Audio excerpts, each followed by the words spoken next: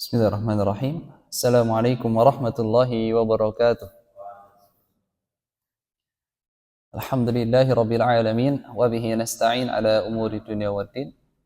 Wa usalli wa usallimu ala asyrafil anbiya'i wal mursalin wa ala alihi wa sahabatihi wa man tabi'ahum bi ihsanin ila yaumiddin, amma ba'd. Alhamdulillah, segala puji bagi Allah Jalla Jalaluhu atas segala limpahan nikmatnya. Salawat dan salam senantiasa kita sanjungkan kepada junjungan Nabi kita Muhammad sallallahu alaihi wasallam beserta para sahabatnya, para keluarganya, dan semoga Allah Subhanahu wa taala senantiasa menjadikan kita semua sebagai pengikut sejati Nabi kita Muhammad sallallahu alaihi wasallam. Alhamdulillah, kita bisa berkumpul kembali di salah satu rumah Allah Subhanahu wa taala, yang mana perkumpulan ini ya tidak lain dan tidak bukan untuk menuntut ilmu syar'i. Kita bersama-sama menyelami sabda Nabi kita Muhammad SAW, mengambil faidah-faidah ilmu, hikmah-hikmahnya, dan semoga Allah Subhanahu wa taala memudahkan kita semua dan menjadikan kita sebagai orang yang mengamalkan ilmu tersebut. Allahumma inna nas'aluka ilman nafi'a wa rizqan thayyiba wa amalan mutaqabbala. Rabbi shrah li sadri wa yassir li amri wahlul 'uqdatam min lisani yafqahu qawli. Alhamdulillah, kita sudah sampai di dalam bab al-birri wassilah dari kitab Al-Jami' yang disusun oleh Ibnu Hajar Al-Asqalani rahimahullahu taala, dan kita akan membahas hadis yang ke-12. Hadis yang ke-12 dari bab al-birri wassilah. Nah, saya bacakan. An Abi Hurairah radhiyallahu taala anhu qala Rasulullah sallallahu alaihi wasallam, man naffasa an mu'minin kurbatan min kurabi dunya naffasallahu anhu kurbatan min kurabi yaumil qiyamah, wa man yassara ala mu'sirin yassarallahu alaihi fid dunya wal akhirah, wa man satara musliman satarahu Allah fid dunya wal akhirah, wallahu fi auni al-'abdi ma kana al-'abdu fi auni akhihi. Akhrajahu Muslim. Hadis ini adalah hadis yang mulia, hadis di mana kita diajarkan oleh syariat Islam bagaimana kita bermuamalah kepada sesama. Hadis ini ada 4 jumlah atau ada 4 statement yang disampaikan oleh Nabi kita Muhammad SAW.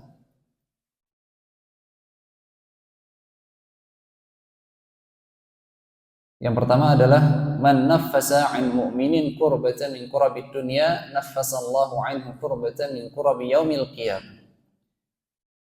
Barang siapa yang nafas atau tanfis itu adalah memudahkan atau menghilangkan an mu'minin kurbatan min kurabid dunya. Barang siapa yang memudahkan atau menghilangkan kesulitan dari saudara muslimnya, dari kesulitan-kesulitan dunia, naffasallahu anhu kurbatan min kurabi yaumil qiyamah, maka Allah akan menghilangkan kesulitan untuknya daripada kesulitan-kesulitan yang ada di hari kiamat. Saya akan bacakan terlebih dahulu hadisnya. Wa man yassara ala mu'sirin, dan barang siapa yang memudahkan orang yang mu'sir, orang yang terlilit hutang, yassarallahu alaihi fid dunya wal akhirah, maka Allah akan mudahkan untuknya di dunia dan akhirat. Wa man satara musliman, dan barang siapa yang menutup aib seorang muslim, satarahullahu fid dunya wal akhirah, maka Allah akan menutup aibnya di dunia dan akhirat. Wallahu fi aunil 'abdi ma kana al-'abdu fi auni akhihi, dan Allah akan senantiasa menolong hambanya tatkala hamba tersebut menolong saudaranya. Hadis ini adalah hadis yang mulia, yang mana secara umum hadis ini adalah hadis yang berbicara tentang kaidah al-jaza min jinsil amal, tentang kaidah al-jaza min jinsil amal, yang mana kaidah ini adalah kaidah yang sangat mulia yang dijelaskan di dalam banyak sekali dalil-dalil, baik dari Al-Quran atau As-Sunnah. Jadi di dalam Islam ada konsep namanya al-jaza min jinsil amal, pembalasan sesuai dengan amalan, balasan sesuai dengan amalan. Ini adalah konsep Islam yang dijelaskan di banyak sekali dalil. Dikatakan oleh Imam Ibnu Qayyim rahimahullah taala ada lebih dari ratusan, ada 100 lebih dalil dari Al-Qur'an dan Sunnah yang menjelaskan tentang al-jaza' min jinsil amal. Ya, seperti firman Allah Subhanahu wa taala, "Wa makaru wa makarallah." Mereka berbuat makar, maka Allah memakar mereka. Ya. Innal munafiqina yukhadi'una Allah wa huwa khadi'uhum. Sesungguhnya orang-orang munafik ya mencoba untuk menipu Allah. Ya. Tapi Allah yang akan menghidaknya, menipunya. Atau wa jazaa'u sayyi'ati wa jazaa'ul hasanati al-hasanatu mithluha. Ya. Dan balasan kebaikan adalah kebaikan yang serupa. Ya. Jadi konsep al-jaza' min jinsil amal ini ya dijelaskan di dalam banyak dalil dari Al-Quran dan Sunnah. Ya. Tetapi perlu diperhatikan konsep al-jaza' min jinsil amal itu bukan seperti konsep karma. Ya. Tidak seperti konsep karma. Karena kita terkadang yang mendengar ada orang yang mengatakan nanti antum dapat karmanya. Ya. Dapat karmanya. Maka kita tanya maksud karma ini apa? Karena orang-orang kadang memahami karma itu adalah ya tatkala seseorang melakukan sesuatu keburukan kepada orang lain, maka nanti keburukan tersebut akan menimpa anaknya atau menimpa keluarganya. Ya. Seperti contohnya semisal ada orang yang na'udzubillah min dzalik berzina. Ya. Maka kalau sesuai hukum karma nanti istrinya atau anak putrinya akan dizinai oleh orang lain. Maka ini tidak sesuai dengan syariat Islam ya. Yang mana al-jaza' min jinsil amal ini hanya menyangkut kepada para pelaku saja. Orang yang tidak melakukan hal tersebut maka tidak ada sangkut pautnya. Ya. Orang yang melakukan ayahnya maka anaknya tidak ada sangkut pautnya. Ya. Ketika ayahnya yang melakukan maka ayahnya yang akan dibalas. Ini yang dimaksud dengan al-jaza' min jinsil amal. Al-jaza' min jinsil amal. Dan juga ada juga orang yang memahami karma itu adalah tatkala kita melakukan keburukan maka kita akan dibalas ketika kita nanti dihidupkan lagi melalui reinkarnasi. Maka ini lebih sesat lagi ya. Lebih sesat lagi. Maka dibedakan antara al-jaza' min jinsil amal dengan hukum karma. Pada intinya hadis ini adalah hadis yang menjelaskan tentang konsep al-jaza' min jinsil amal, di mana seorang hamba tatkala dia ingin dimudahkan urusannya, ketika dia ingin untuk mendapatkan kemudahan-kemudahan di hari kiamat, maka dia melakukan yang serupa di dunia kepada saudara muslim yang lainnya. Kita akan membahas 4 statement yang disampaikan oleh Nabi kita Muhammad SAW satu persatu di dalam hadis ini. Yang pertama adalah man naffasa 'an mu'minin qurbatan min qurabid dunya naffasallahu 'anhu qurbatan min qurabi yaumil qiyamah. Barang siapa yang menghilangkan ya qurbah. Qurbah itu adalah kesulitan yang sangat pelik yang menghadapi seorang muslim. Ya. Qurbah namanya. Barang siapa yang naffasa atau tanfis, ini kalau bahasa kitanya adalah kita memberi nafas. Kita memberi nafas. Jadi seorang muslim tatkala dia mendapati kesulitan yang sangat pelik, kesulitan yang sangat menekannya, biasanya dia akan tersesak dadanya. Sehingga tatkala ada seorang yang membantu untuk meringankan bebannya, walaupun tidak bisa menghilangkan secara keseluruhan, maka dia masuk ke dalam hadis ini. Karena hadis ini disampaikan dengan lafaz nafas, memberikan sedikit nafas. Jadi man naffasa 'an mu'minin qurbatan min qurabid dunya. Barang siapa yang memberikan kemudahan walaupun tidak semuanya kepada orang yang sedang ditimpa kesulitan, naffasallahu 'anhu qurbatan min qurabi yaumil qiyamah. Maka Allah akan memudahkan atau menghilangkan kesulitan-kesulitannya di hari kiamat. Ini adalah balasan dari Allah Subhanahu wa taala. Perlu diperhatikan ya. Dari 4 statement ini, hanya statement pertama yang mana Allah Subhanahu wa taala membalasnya di hari kiamat. Sedangkan nanti 2 statement selanjutnya dibalas di dunia dan akhir. Ya. Di dalam statement yang pertama, Allah Subhanahu wa taala menghilangkan kesulitan yang pelik bagi orang yang membantu orang lain di hari kiamat. Ini ada alasannya. Mengapa Allah Subhanahu wa taala hanya akan membalasnya di akhirat, sedangkan di 2 statement yang selanjutnya Allah Subhanahu wa taala membalasnya di dunia. Ya, sebagaimana nanti akan disampaikan di sini, man yassara 'ala mu'sirin yassarallahu 'alaihi fid dunya wal akhirah. Barang siapa yang memudahkan orang yang terlilit hutang, dia akan dimudahkan di dunia dan akhirat. Dan juga wa man satara musliman satarahullahu fid dunya wal akhirah. Dan barang siapa yang menutup aib seorang muslim, dia akan ditutup aibnya di dunia dan akhir. Ya, 2 statement ini dibalas oleh Allah Subhanahu wa taala di dunia dan akhirat. Tetapi mengapa statement yang pertama dibalas oleh Allah Subhanahu wa taala hanya di akhir? Ini disebutkan oleh Al-Hafidz Ibnu Rajab rahimahullah taala. Mengapa hanya dibalas di akhirat? Karena dikatakan oleh beliau, karena kesulitan-kesulitan akhirat tidak ada bandingannya dengan kesulitan dunia. Orang mungkin mendapati kesulitan di dunia, dia terlilit hutang, dia ditimpa musibah, dia mungkin diceraikan, atau dia anaknya anaknya meninggal atau yang lainnya. Ini adalah kesulitan, tetapi kesulitan ini tidak ada bandingannya dengan kesulitan akhirat. Yang mana kesulitan akhirat sangatlah sulit. Ya.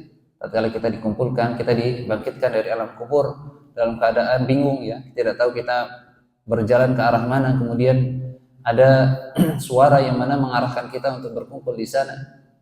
Ya. Jaradun muntashir, ya, kita seperti belalang-belalang yang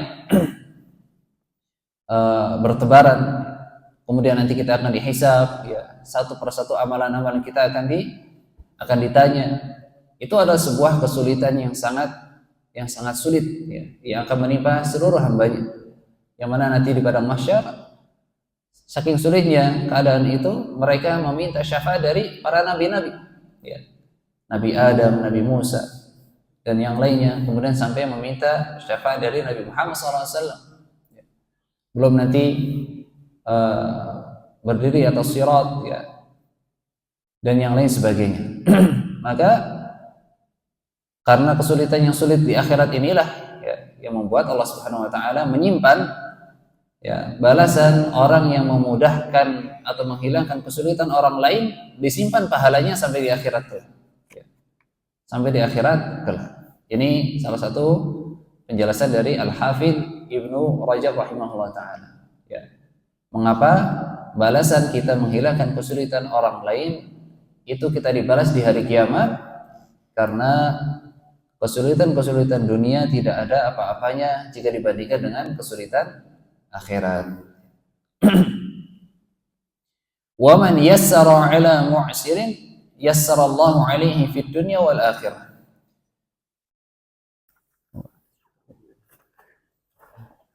Dan barang siapa yang memudahkan 'ala mu'sir, ya, memudahkan orang yang terlilit hutang, yassarallahu 'alaihi fid dunya wal akhir, maka Allah akan mudahkan untuknya di dunia dan akhirat. Ya.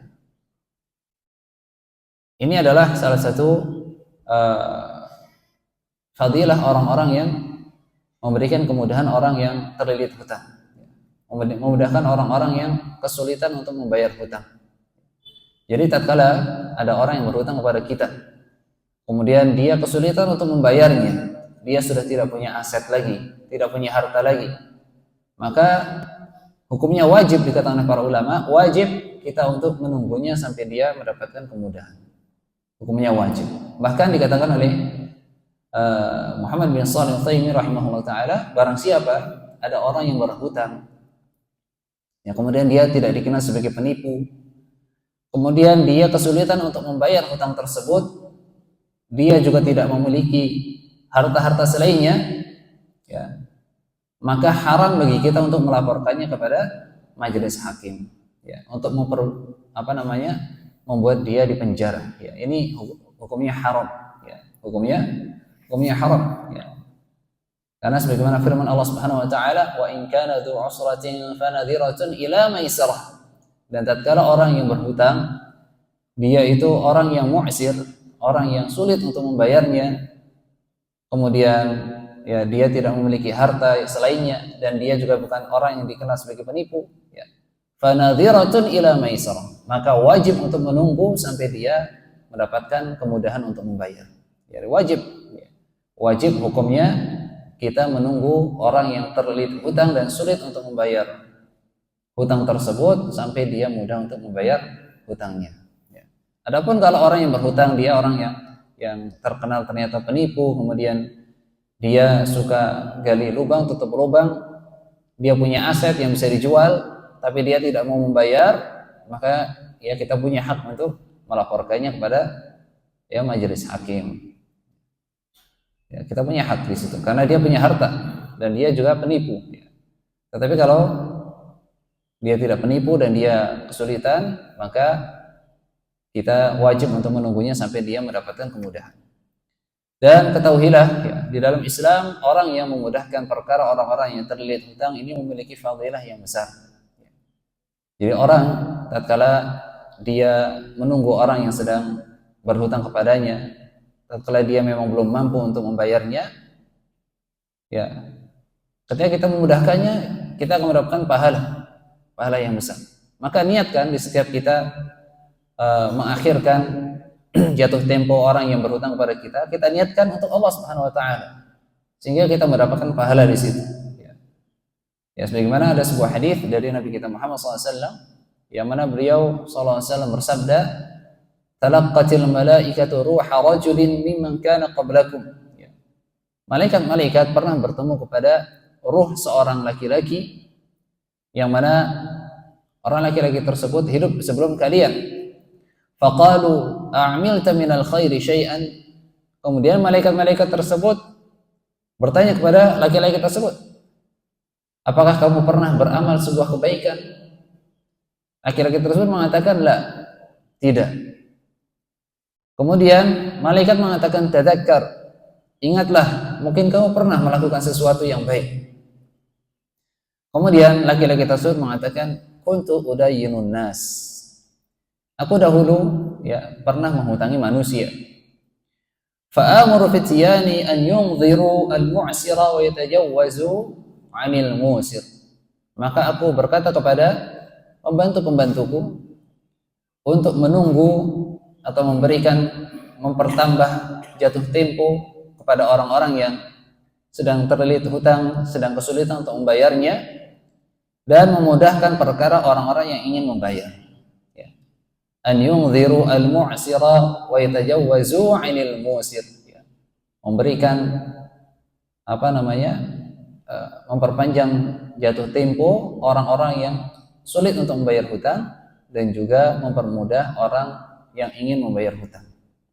Jadi ini amalannya. Amalan laki-laki tersebut hanya itu yang dia ingat. Kemudian Allah Subhanahu wa taala berfirman, tajawwazu anhu. Allah Subhanahu wa taala berfirman kepada para malaikat, tajawwazu anhu, maka mudahkanlah perkaranya, ampunilah dosa-dosanya. Jadi salah satu fadilah yang besar tatkala kita memudahkan perkara orang-orang yang berhutang kepada kita, ya kita akan dimudahkan oleh Allah Subhanahu wa taala. Kita akan ya diampuni dosa-dosa kita. Ya. Bahkan disebutkan di dalam hadis lain bahwasanya Nabi kita Muhammad SAW bersabda, "Kana tajirun yudayyinun nas." Pernah ada suatu orang yang tajir, ya.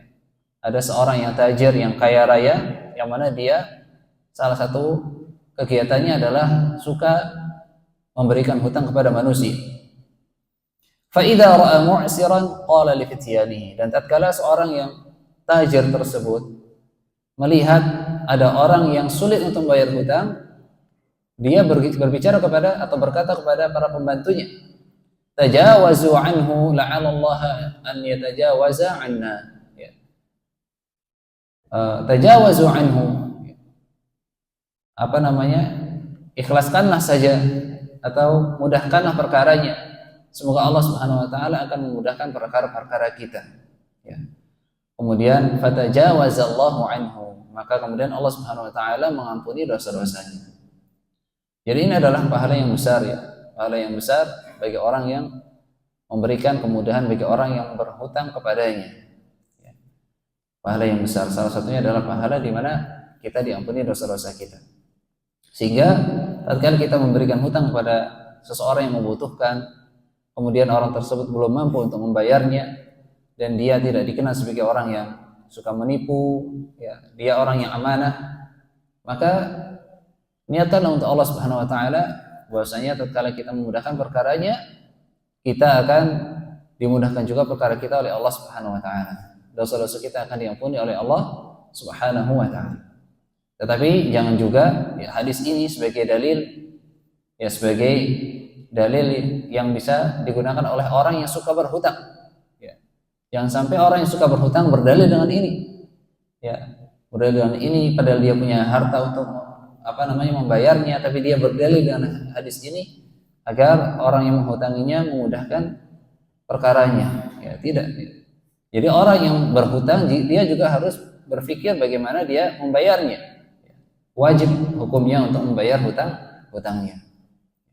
Jadi hadis ini adalah hadis yang menunjukkan kemuliaan orang yang memberikan hutang, bukan sebagai dalil senjata untuk orang yang suka berhutang. Ya. Dan yang lebih baik adalah kita berusaha untuk tidak berhutang. Yang lebih baik adalah kita berusaha untuk tidak berhutang. Karena biasanya orang yang suka berhutang, dan ini banyak sekali ya dialami oleh masyarakat, orang yang suka berhutang itu biasanya orang yang tergesa-gesa di dalam sesuatu. Dia pengen cepat-cepat punya ini, dia pengen cepat-cepat punya usaha ini, ya sehingga dia berhutang. Ya, sehingga dia berhutang. Maka yang lebih baik adalah kita menghindari hutang. Ya. Bukankah ya, Nabi kita Muhammad SAW senantiasa berdoa, Allahumma inni a'udzubika minal hammi wal hazan wal ajzi wal kasal wal bukhli wal jubn wa dhala'id daini wa qahrir rijal wa dhala'id dain, dan terlilit hutang ya. Jadi Nabi SAW juga berlindung dari terlilit hutang ya, dari berhutang. Maka kita berupaya untuk senantiasa berdoa dengan doa ini, dan kita berupaya agar kita tidak berhutang kepada orang lain. Ini tentang statement yang kedua ya, wa man yassara 'ala mu'sirin yassarallahu 'alaihi fid dunya wal akhirah. Dan barang siapa yang memudahkan orang yang berhutang, maka Allah akan mudahkan untuknya di dunia dan akhir. Ya. Dan ini lafadznya umum. Allah akan mudahkan untuknya cita-citanya. Allah akan mudahkan untuknya kesulitan-kesulitannya. Umum di sini. Wa man yassara 'ala mu'sirin yassarallahu 'alaihi fid dunya wal akhirah. Allah tidak sebutkan maf'ul bihnya kalau bahasa Arabnya. Tidak sebutkan maf'ul bihnya, objeknya. Jadi Allah hanya mengatakan yassarallahu alaihi, Allah akan mudahkan untuknya di dunia dan akhir. Dimudahkan apanya? Ya, tidak disebutkan di dalam hadis. Maka ini dibawa kepada makna umum. Mungkin dia punya cita-cita yang ingin dia raih, maka dia mudahkan. Dia punya masalah, dimudahkan. Ya. Dan seluruh kemudahan-kemudahan yang akan didapatnya. Dan betapa besar ya, betapa butuh kita kemudahan dari Allah Subhanahu wa taala. Karena kita hidup ini penuh dengan cobaan, penuh dengan ujian, sehingga kita perlu kemudahan dari Allah Subhanahu wa taala. Kemudian selanjutnya, statement yang ketiga adalah waman satara musliman satarahullahu fid dunya wal akhirah. Dan barang siapa yang menutup aib seorang muslim, maka Allah akan tutup aibnya di dunia dan akhir. Ya. Barang siapa yang menutup aib seorang muslim, maka dia akan ditutup aibnya di dunia dan akhir. Ya. Ini adalah salah satu keutamaan orang yang menutup aib seorang muslim. Ya. Terutama seorang muslim yang mana dia tidak dikenal dengan perbuatannya atau perbuatan buruknya. Ya, dia dikenal orang yang saleh, atau orang yang tidak pernah melakukan keburukan. Kemudian tatkala kita melihat keburukannya, di suatu momen, ya, maka itu adalah saat di mana kita berupaya untuk menutup aib orang tersebut, ya. Menutup aib orang tersebut, ya. Dan ini adalah salah satu amalan yang besar, yang mana banyak ya di zaman sekarang ini orang yang suka untuk mengumbar aib orang lain. Bahkan di dalam TV, ya, di TV-TV kita, ya, bertebaran acara-acara TV yang mana di situ justru mengumbar aib-aib orang lain. Makanya ada salah satu amalan yang sangat mulia, yang mana kita menutup aib seorang muslim yang tidak dikenal dengan keburukan tersebut. Ya. Karena seorang muslim dia, ya, kita manusia, ya. Manusia adalah orang yang mudah sekali untuk melakukan keburukan. Ya. Ya, kullu bani Adam khata', ya, setiap bani Adam itu pelaku keburukan, ya. Setiap kita memiliki aib. Maka tatkala kita menemukan aib seorang muslim, kita berupaya untuk menutup aib tersebut. Bagi seorang muslim yang tidak dikenal dengan perbuatannya, buruknya. Tetapi tatkala ada orang yang dia bermujaharah dengan kemaksiatannya, dia mengumbar-umbar aibnya, mengumbar-umbar keburukannya, dia bangga dengan minum khamrnya, bangga dengan judinya, bangga dengan perzinahannya, naudzubillah min dzalik, bangga dengan, ya, amal-amal buruknya, maka tidak perlu untuk kita tutup aibnya. Justru sebisa mungkin kita sampaikan kepada yang berwajib, ya. Kalau misalnya di negara muslim, kita laporkan dia sehingga dia akan dihukum oleh pemerintah. Tetapi kalau yang kita lihat adalah seorang muslim yang taat, seorang muslim yang tidak dikenal melakukan keburukan, dan dia terjatuh pada suatu momen, maka itu adalah saatnya kita menutup aibnya. Kita nasihati dia dan kita tutup aibnya. Dan ini adalah salah satu amalan yang sangat besar. Karena balasannya adalah Allah Subhanahu wa taala akan menutup aib kita baik di dunia dan akhir. Baik di dunia dan akhir. Dan ada sebuah hadis dari Nabi kita Muhammad SAW yang mana hadis tersebut melarang kita untuk mencari-cari aib seorang muslim. Ya. Jadi kita tidak boleh untuk mencari-cari aib seorang muslim. Ya, kita mencari kesalahannya, kita bertajassus, ya, mencari kesalahannya, memata-matai, tidak boleh. Ya, Nabi kita Muhammad SAW pernah bersabda, la taqtabul muslimin wala tatabba'u auratihim. Ya. Janganlah kalian menggibahi seorang muslim, wala tatabba'u auratihim, dan jangan juga kalian mengikuti atau mencari-cari kesalahan-kesalahan mereka. Ya. Fa innahu man tatabba'a aurati muslimin tatabba'a Allahu auratihi. Karena sesungguhnya orang-orang yang mencari-cari kesalahan seorang muslim, maka Allah akan mencari-cari kesalahannya. Ini balasannya. Kalau kita mencari-cari kesalahan seorang muslim, Allah akan mencari-cari kesalahan kita. Wa man tatabba'a Allahu auratihi, dan barang siapa yang Allah cari-cari kesalahannya, fadahahu Allahu wa in kana fi baiti ummihi, maka Allah akan singkap, ya, akan singkap aibnya walaupun dia kerjakan aib tersebut di rumah ibunya. Ya. Jadi Allah akan menyingkap aib-aib kita. Ya. Kalau kita suka menghibah, kita suka menyampaikan aib orang, maka Allah akan singkap aib-aib kita. Allah akan nampakkan aib-aib kita di hadapan manusia. Walaupun aib tersebut sudah kita lakukan dengan sembunyi-sembunyi. Kita lakukan hal tersebut sembunyi-sembunyi di rumah kita, di pojokan rumah. Allah, ya, pasti akan menyingkap aib tersebut di hadapan manusia. Maka jangan sampai kita mencari-cari aib seorang muslim, ya, karena ancamannya adalah Allah akan mengumbar aib kita di hadapan manusia, ya, walaupun kita melakukannya dengan sembunyi-sembunyi di rumah kita. Ini adalah statement yang ketiga, yang mana amalannya adalah kita menutup aib seorang muslim, ya, sehingga Allah akan menutup aib kita di dunia dan juga di akhirat. Ya. Di akhirat kita juga akan ditutup aibnya. Ya, ya, sebagaimana kita ketahui bersama, nanti amalan-amalan kita akan dihisab, akan diperlihatkan kepada manusia. Maka ada aib-aib kita yang akan ditutup oleh Allah Subhanahu wa taala, ya. Yang mana tidak dinampakkan kepada orang lain di yaumil qiyamah kelak, ya. Kemudian yang selanjutnya, wallahu fi aunil 'abdi ma kana al-'abdu fi auni akhihi. Dan Allah akan senantiasa berada atau Allah akan senantiasa menolong seorang hamba tatkala hamba tersebut senantiasa menolong orang lain. Dan ini ya statement yang lebih umum, ya. Karena 3 statement pertama itu mencakup atau berada di bawah statement yang keempat ini. Yang mana statement yang keempat ini adalah Allah senantiasa akan menolong seorang hamba tatkala hamba tersebut menolong hamba yang lain, ya. Dan ini adalah keutamaan saling tolong menolong di dalam Islam, ya. Yang mana kita akan ditolong oleh Allah Subhanahu wa taala, ya. Dan ini juga adalah salah satu statement yang mana jelas menunjukkan konsep al-jaza min jinsil amal, ya. Konsep al-jaza min jinsil amal. Dan juga menolong orang lain ini memiliki keutamaan yang sangat besar, yang mana dikatakan pahala, ya, menolong orang lain itu lebih mulia daripada orang yang beriktikaf di Masjid Nabawi.